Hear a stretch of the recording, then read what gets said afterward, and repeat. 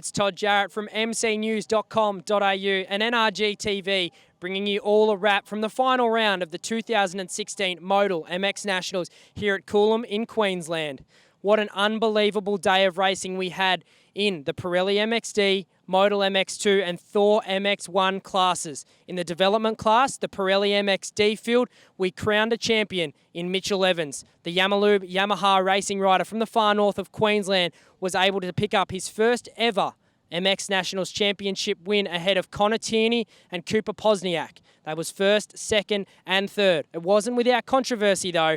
Evans and Tierney going down together in the first race this morning, having to come through the field, making their way through the pack together. It was Wade Kirkland finishing fourth in the championship, missing out by just 1 point to Cooper Posniak. In the Modal MX2 class, it was the DPH Yamaha rider of Jed Beaton who picked up the championship win ahead of factory KTM's Caleb Ward. In a day that really defined Jed Beaton aboard the DPH Yamaha, he was able to pick up a race win in dominating form in the first moto this morning. Caleb Ward finishing second in the championship, and the Husqvarna rider of Nathan Crawford, who led coming into this weekend, wasn't able to race due to an injury sustained during the week. He ruptured his spleen and injured his kidney, so he was here watching today but unable to get on the bike to race. So by default, he finishes third in the championship. Jaden Rikers and Wilson Todd round out the top 5 in the Modal MX2 Championship points.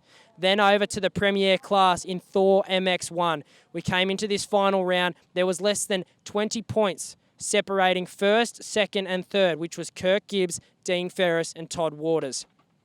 Everything that could have gone crazy did happen. We had Dean Ferris taking the GoPro Super Pole win this morning, which gave him the 3 points that closed up the championship gap as they headed into the motos racing. Dean Ferris was only 3 markers behind Kirk Gibbs.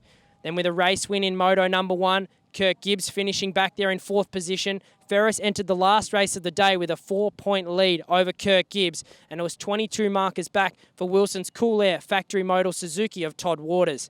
In the end, though, it was Dean Ferris who was able to take the championship aboard his CDR Yamaha, the first of his MX Nationals career. Second position overall went to Kirk Gibbs, and third to Todd Waters, who was able to take a dominating race win in the final race of the 2016 championship.